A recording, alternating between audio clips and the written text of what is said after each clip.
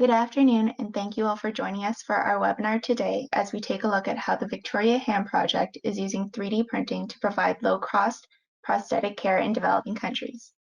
Today, our webinar will be led by Ryan Lang, our Education Account Manager here at CAD Micro Solutions, and Michael Peroni, the Chief Operating Officer in the Victoria Hand Project. Before I hand things over to Ryan to kick us off, there are a couple of quick housekeeping items to mention. First, as usual, we'll save a few minutes at the end of today's session for a question and answer period. Feel free to type your questions into the GoToWebinar panel as they come up, and we'll do our best to get to them at the end of the webinar. Today's webinar will be recorded, and we'll be sending you the recording via email tomorrow. So if any questions do arise afterwards, you can feel free to respond to that email, and we'll be in touch shortly. All right, without further ado, I will pass things over to Ryan to get us started. Hi, good afternoon, everyone, and a good morning to our West Coast friends. Thank you, Madeline, for the introduction. I'd like to welcome everyone to our webinar today with the Victoria Hand Institute. They're doing some incredible work in the prosthetic space, and I'm excited to welcome them to the presentation. Today, we'll be highlighting 3D printing in education, the use of Ultimakers inside that space, and how the Victoria Hand Institute has utilized the Ultimaker 2 in their work. After a brief introduction about CAD Micro, Michael and the Victoria Hand Project is excited to share the work that they have been doing, helping with access of prosthetics around the world. A bit about ourselves. CAD Micro has been in business since 1983, and we've been working with Canadian engineering, manufacturing professionals, and educational institutes to enable innovation and challenge the status quo. We started out as a software reseller and have since expanded into additive technology for Industry 4.0. We offer design automation software, additive technologies, training, and consulting to our clients to innovate, disrupt, and design. So I guess one big question is like, why use 3D printing in education? 3D printing allows for real-world introduction for students to tangible career paths and the workforce for the future. It allows for functional, mechanical, and interactive teaching aids for students to learn. For teaching purposes, 3D printing can cover many multidisciplinary lesson objectives. Some of these off the top are like algorithms, complex math concepts, science lessons. It also demonstrates other objectives such as fundamental machinery insights, teaching things such as tolerances, surfaces, and fillets. Overall, 3D printing presents a whole list of offers, and some of these are 3D printing allows for early concepts from sketches and allows for development and exploration to take place. With alternative design and multiple solutions, this allows students to create proof of concept and prototypes on projects. Idea generation, problem solving, and digital design processes for physical fabrication. And when printing, it's really important, short production runs and speed allow for students to see their work come to life with functioning demos for classroom projects. With that, like what to look for in a 3D printer, I guess we could highlight here the Ultimaker 2 Plus Connect. It's very popular in institutes across the country for classroom environment. It's plug and play. It's very reliable and easy to use format from the start with calibrations and stuff like that. And the big new feature to the 2 Plus Connect is using Wi-Fi or Ethernet. You can cloud print. The cloud printing allows for remote file transfer with added security built in from anywhere inside the classroom, inside this institution, or from home.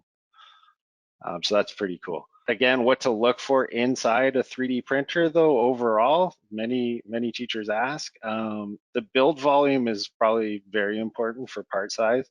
Ultimaker offers a range of printers from the 2 Plus all the way to the S5 with different options. I find with speaking with schools that the enclosed chamber is very important in the classroom setting for health and safety reasons, obviously.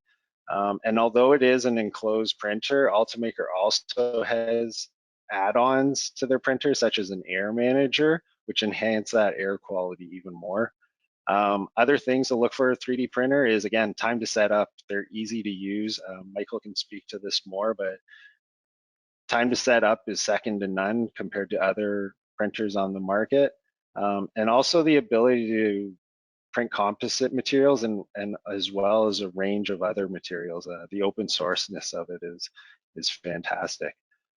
So those are just some of the things of what to look for in the 3D printing space inside education. And but I would love to introduce you to Michael at the Victoria Hand Project, and I'm excited to learn and what the important work they're doing to utilize 3D printing in the prosthetic space, not only here but across the world. Thank you, Ryan. Yeah, so I can talk a little bit about the Victoria Hand Project's work and how we set up around the world, how we use 3D printing. So I'll just get started. Jigme Sherpa is a young boy from Western Nepal. This is a very rural and mountainous area. When Jigme was only 7 years old, he was playing on the roof with his brothers when he fell off and he broke his arm. For many of us, this would just mean a quick trip to the doctors to have the arm set, have a cast put on. But unfortunately for Jigme, there wasn't a doctor in his village who could help out. So him and his family walked 2 days to another village to visit a traditional healer to see if they could help. Unfortunately, they weren't able to help, and they were told that they had to get to Kathmandu as soon as possible. The only plane that was serving the area had recently crashed, so Jigme and his family had to walk for a month over mountain passes to take buses for a week to finally get to Kathmandu. By this time, Jigme's arm was too badly infected and it had to be removed. Eventually, Jigme and his family got in touch with us and our partners at Nepal Orthopedic Hospital through the Altitude Project, and we were able to help provide him a prosthetic hand. At first, it took him a little bit of trial and error to get used to using the hand, but eventually he was able to pick up a few different objects.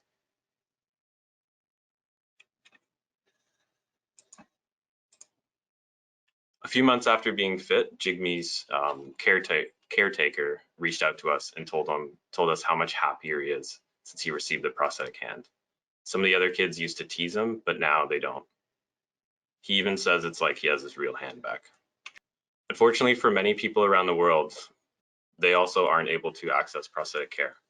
The World Health Organization and the International Society for Prosthetics and Orthotics estimates that 80% of amputees live in developing countries, yet only 5% have access to care. This means that there are millions of people around the world who do not have access to upper limb prosthetic care. This can lead to a lot of issues in someone's life. It can be difficult to gain and keep meaningful employment. It can also lead to hardships in daily tasks such as cooking, washing, eating, even transportation. In North America, we have a very positive attitude towards disability and limb loss. Unfortunately, in many developing countries, this isn't the case. Many people might be shunned by their family or looked down in public just for missing a limb. The Victoria Hand Project has a mission to provide low-cost prosthetic care to amputees who do not have access. We're currently working in 8 developing countries around the world, and we're also expanding to remote and underserved parts of Canada and the US, thanks to a recent grant from TD Bank Group. We fit over 150 people with their own Victoria hands so far. What we do is we will partner with people within these countries, and we'll provide training and technology so they can actually manufacture these devices themselves. For many people, it's difficult to gain prosthetic care due to the high costs, the lack of infrastructure, and a scarcity of trained clinicians who can actually make the devices. Fortunately, we can help fulfill this need. So I can talk a little bit about the Victoria hand, the prosthetic itself, and some of its functionality. So this hand is pretty much entirely 3D printed, except for some components, including bolts, pins, cabling, and we actually just added some laser cut stainless steel into the hand to increase the strength and durability. We can also make a 3D printed socket that is custom to the user's arm. We do this by using the photogrammetry technique, which involves taking 60 to 100 photos of a plaster impression, which I can show later, but it is It is made by wrapping someone's remnant limb in a bandage and filling it with plaster of Paris. The hand also has a rotatable thumb, which allows someone to carry out different pinch grips. This just makes it easier so they can use the hand for more functions. There's also a ball and socket wrist, so they can flex, extend, and rotate the hand. This just makes it more natural for someone to pick up different objects and makes it easier to use. There's also something called adaptive grasp. So this allows the fingers to move semi-independently so they can conform around different shapes. So it has a more natural look and a stronger grasp. You can see this in the photo on the left of the user picking up a screwdriver. We also only print our prosthetics in black PLA, but we can paint it so it can closely match the user's skin tone. This is so someone feels more comfortable using the prosthetic hand. We also offer this other type of prosthetic hand called the Limb Forge hand. It was developed by a group in the US called Limb Forge Technologies, and we adopted them a few years ago. So now we're able to offer this technology as well. It's a cosmetic hand that's static. It doesn't have any functionality, but some users really like that. They like it when they walk down the street, people not knowing that they are missing a limb, and it just helps them feel more comfortable. So why use 3D printing for prosthetic technologies? We actually get asked a lot, why not just use injection molding for the hand? And the reason that we are using 3D printing is because we can do, or our partners can do, all of the manufacturing on site in the countries where the prosthetics are needed. So typically when someone needs a conventional prosthetic arm, so this can be, hook mechanism or something like that, some things you might see around North America, the user or the patient will approach the clinic and they will take something called a plaster impression, which I previously mentioned, and you can see in the two photos on the left.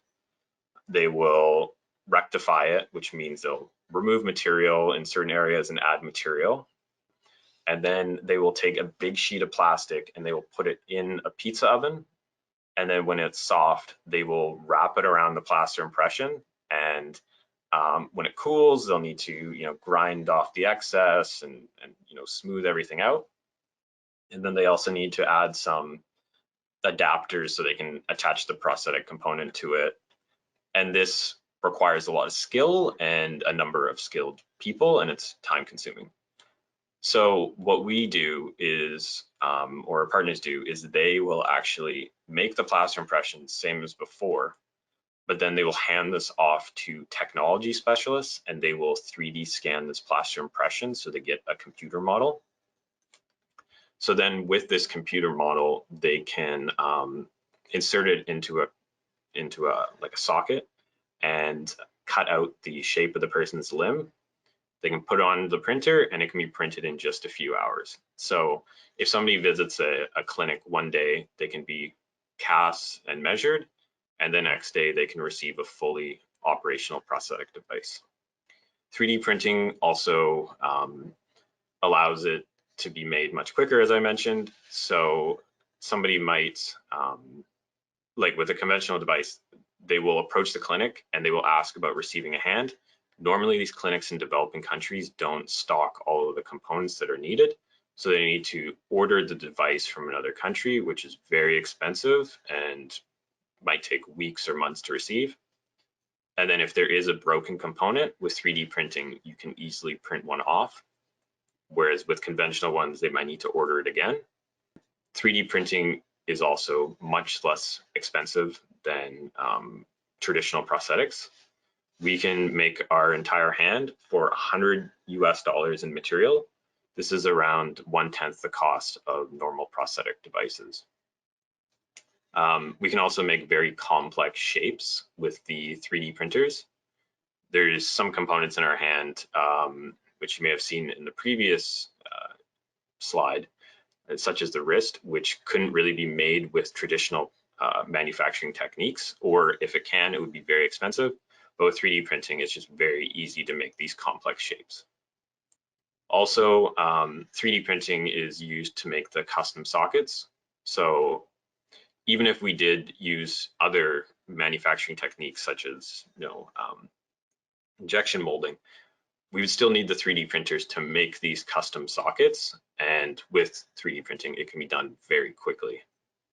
So how do we actually provide care? So what we do is we go into these countries. So there's the 8 developing countries that we are currently working in, and we will set up the 3D print center. This means that we'll bring the equipment such as the Ultimaker 3D printers, 3D scanning system, computer, the tools, and we will actually train the locals on how to use this technology to manufacture the devices themselves. So all these devices that you see, all the photos that you see of people wearing the prosthetic hands in different countries, these are made by locals within the community. And we see this as very important because it helps with creating high-tech jobs in some of these areas. And some of these areas are very poor. They haven't had this technology before. And when we bring it in, there's such a source of pride in the community. People are just so happy to show off the 3D printers, the 3D scanning systems, and then to help people within their community. And then these can also be used for educational purposes. We have worked with students from local universities as well who helped do the 3D printing, the 3D scanning, the assembly of the prosthetic hands, and that helped further their education. So how does somebody actually receive a prosthetic hand through the Victoria Hand Project? So normally a patient will approach the clinical care group. So the clinical care group is usually a hospital or a clinic that's composed of doctors or prosthetists, and they will assess the patient to determine if they can actually work with the Victoria Hand device or the limb forge arm. And then if they are deemed suitable for the device, they will cast the limb in a bandage, and then when this hardens, they will pour in the plaster of Paris, and this will create the plaster impression, which I mentioned. They'll also take some measurements, and then they will pass along the plaster impression and the measurements to the 3D print group. So the 3D print group is a group of technicians or engineers who have some sort of background in computers or engineering, something like that. And they'll take the plaster impression, they will 3D scan it, and so they'll get a computer model of it, and then they will, as I previously mentioned, they will take this 3D scan, insert it in the socket on the computer, and cut out the shape, and then put it onto print. They will also 3D print the hand files and assemble the hand. So then they can assemble the entire system. They can provide it back to the clinical care group, and the clinical care group can fit the patients with their custom prosthetic device. So I mentioned that this can happen over a single day, and that's if the hand and the other components are pre-assembled. Fortunately, we have a few different styles of hands, and then we have left and right, so it can work for different people. There's the hand that I previously showed in an earlier slide, which is called the VC 300 hand, and VC means voluntary close. We also have a voluntary open hand where the hand is normally closed, and when somebody actuates it, they will open up the hand, and then when they relax, the hand will close. And then we also have a child's hand, such as the one that Jigme got. And this is just a scaled down version of the hand, just so a child isn't wearing a very large adult size hand. And I also forgot to mention previously that this is a completely mechanical system, so we do not have electronics within the hand. And part of the reason for this is due to the high costs associated with sensors and actuators in myoelectric hands. It also makes it much easier to maintain because some people, they might not live near the clinic, and some people need to travel a day or two to get to the clinic. if their myoelectric hand has a problem with it, it's a lot of work for them to travel, to the 2 days to the clinic, 2 days back, just to have a component fixed.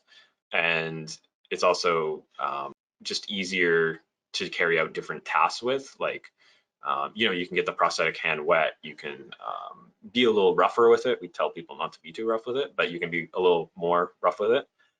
And since it is mechanical, what they do is they have a shoulder harness, which is similar to like how the straps of a backpack go around your shoulders, and then just kind of by hunching your shoulders, it will actuate the hand and close it. So these are a few of the people that have been helped by the Victoria Hand Project. So in the bottom right, you can see Jigme. He was the first child to be fit with the Victoria hand in Nepal. The Victoria child's hand in Nepal. And then there's also Palpasha on the very left. She wanted to use the Victoria hand, the child's hand, in school to help her with writing.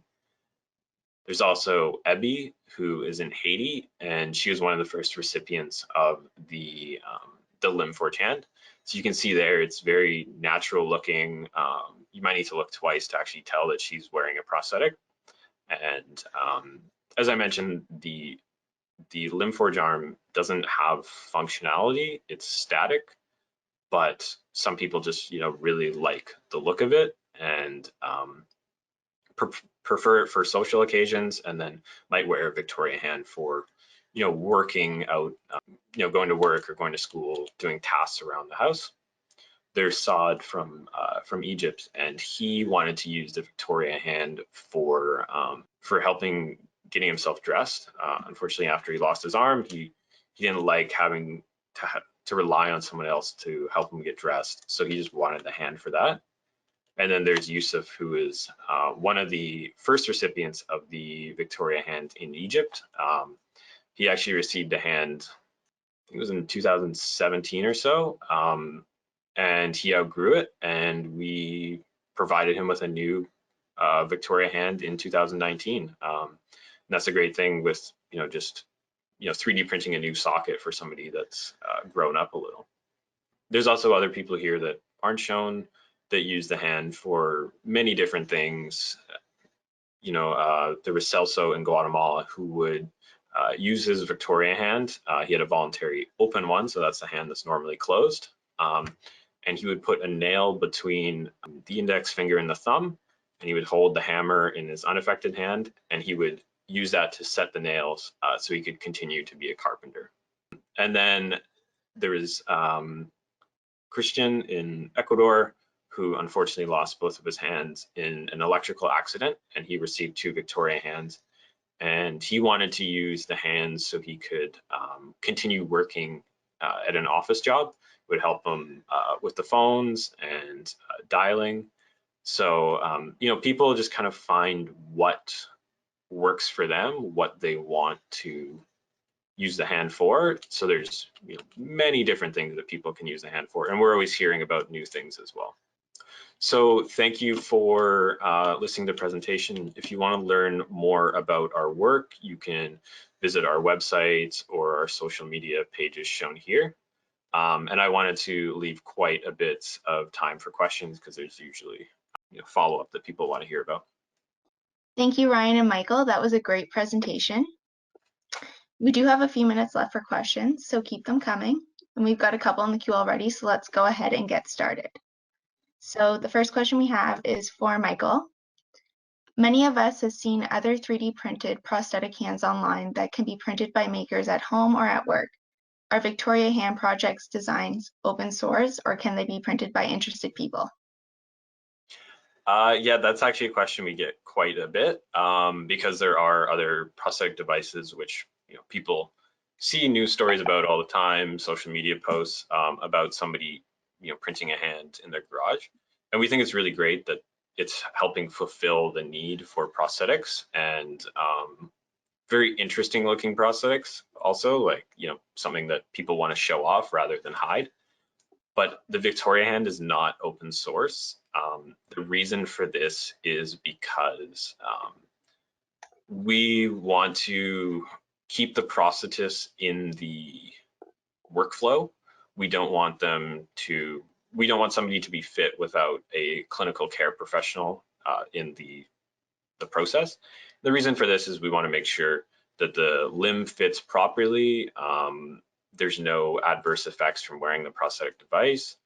And by keeping the designs closed source, we can actually, just sort of work with these smaller groups within the country rather than opening up to anyone with a 3D printer. So yeah, to answer the question, we are not open source right now. Okay, thank you, Michael. The next question is for Ryan. So with so many printers out on the market, what are some key differentiators for using Ultimaker inside of the classroom? Yeah, no, great question. Come up across this all the time too. I guess the answer to that would be sort of what we touched upon on the presentation there. But with Ultimakers, things that stand out about it is specifically like the ease of use of the Ultimaker and the plug and play format. The calibration, the enclosed printing is a big deal for inside the classroom setting. It's open source materials. You don't get that with a lot of printers. And another unique thing that Ultimaker specifically has is their EDU program, which they have a program available with course instructions, lessons, and training for the schools, so for school boards or for universities to train the trainer.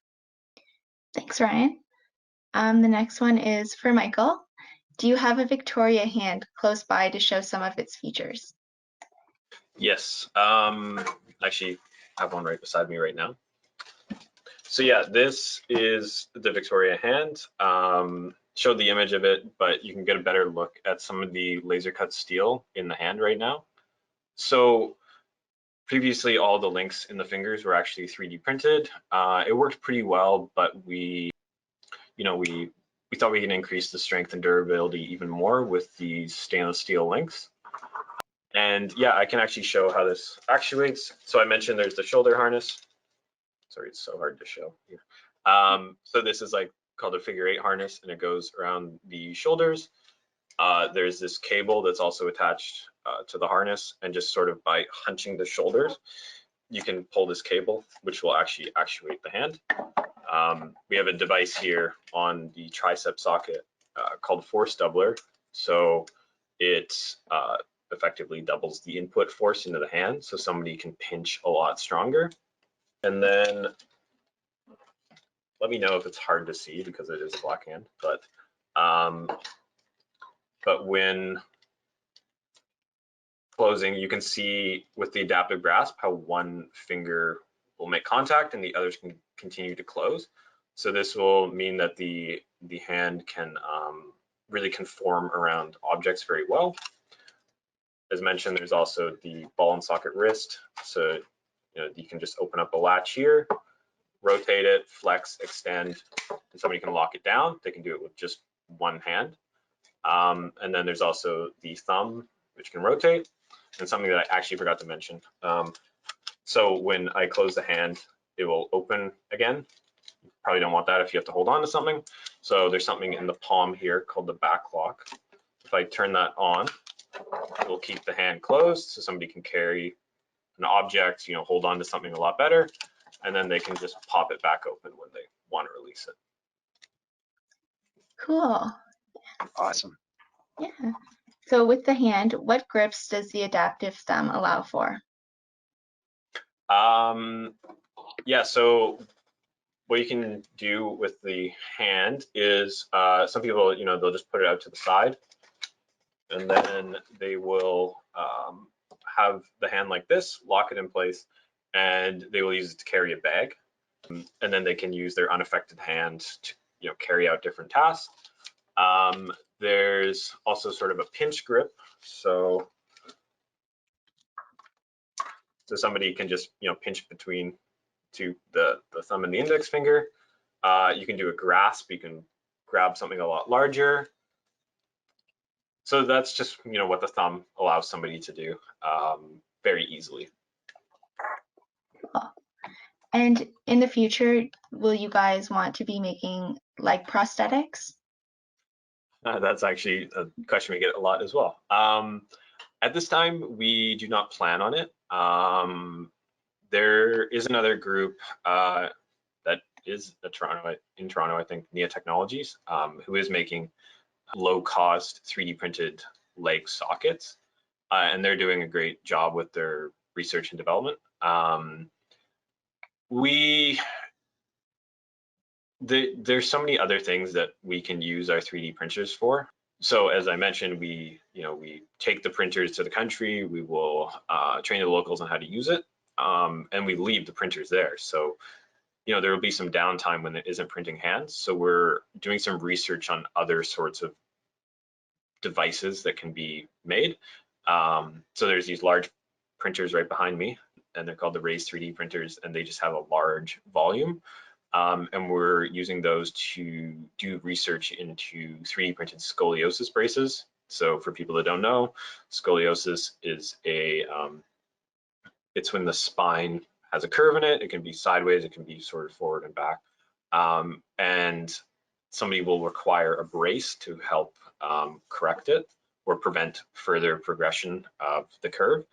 So we're currently doing research for that in North America. There's other devices that we sort of looked at before. There's clubfoot brace. So clubfoot is where the feet will actually like turn in, and people will, or this will be for babies, and they will need to have corrective surgery, and then it will be put in a brace to have their feet kept in a certain position while they grow. And we could make that by 3D printing. We're also working on another prosthetic arm that is for transhumeral amputees. So that's for people missing above the elbow. And there are a large number of people that we haven't been able to help so far that we'd like to. So that's why we want to, kind of, put our resources in there right now. Okay, thank you. I have another question for you. So this one is, as an engineer, can you speak to future directions for improvement areas in design or any current drawbacks to current design you hope to one day address? Design of prosthetics or Yes, in general? yes, prosthetics. Yeah, I mean, there's so many great engineering groups that are doing,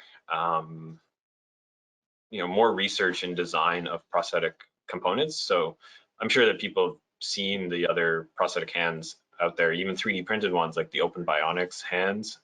Those ones they're amazing. They're myoelectric hands. And then even the large organizations such as, Osser and Autobach, they're, some of the largest providers of prosthetics. They're continuing to do research in these devices to, make them more durable, more affordable. Whereas our mission is for people that might not have access to care. So we'll be, these developing countries, and I mentioned North America as well. So remote and underserved areas where people cannot afford a prosthetic device. So yeah, we're trying to help the people that wouldn't have a device at all. But yeah, there's a lot of great work that's being done in more advanced prosthetic arms. Great. And how can people support Victoria Hand Project and get involved? Yeah, so we are at the University of Victoria, which is on the west coast, west of Vancouver. And we fortunately have a lot of students here who help out with hands-on projects, or normally, not right now because of COVID, but normally we have people in the lab, doing design, doing testing, building hands, stuff like that. So locally, there's a lot of ways for people to get involved. We also have some people that have worked remotely. People can reach out to us through our website if they are interested in volunteering and talk about your skills. And we can see if there is an opportunity for you to get involved. And then we are a not-for-profit organization, so support in any way is always very welcome. That can be financial. That could just be sharing social media posts, telling people about the work that we do, and that would help us continue to fit people around the world, continue to provide prosthetic hands to people that don't have a hand at all. Great, thank you. Do you ever follow up on any of your patients? And does the PLA plastic sometimes break down or deform on the prosthetics? Yeah, that's a good question. So we try to follow up as much as we can. Sometimes it is not easy, but we are trying to do more of that. We want to know how the hands are working for people, how what sort of tasks that people use it for, what they find difficult to use it for, and our partners, try to do little studies with our patients. And there's actually our partners in Nepal that did a study with 10 previous users of the Victoria hand. Called them up, asked, how often they use the Victoria hand, what sort of things they use it for, and they published a little study for a conference. And we were actually very surprised to see that 8 of the people use it multiple times a week, and then the other 2 might use the Victoria hand once a week. And it was kind of surprising because we hear about rejection rates in the prosthetic industry. Something doesn't fit well, people don't, or somebody builds something up in their mind and they don't end up using a prosthetic after a little bit. So we're pleasantly surprised on how often people continue to use the Victoria hand to do work around the home, go to school, stuff like that. And then the question about the PLA. So we started as a research project in 2014. I was an undergrad. I don't really remember exactly when it was. But since then we've actually I've got the wall right beside me. This is actually one of the first 3D printed hands that was deployed in Guatemala in 2014. So you can see it looks quite a bit different from our Victoria hand right now.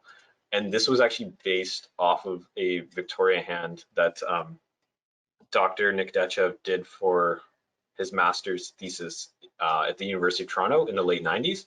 So it was made of aluminum and Delrin.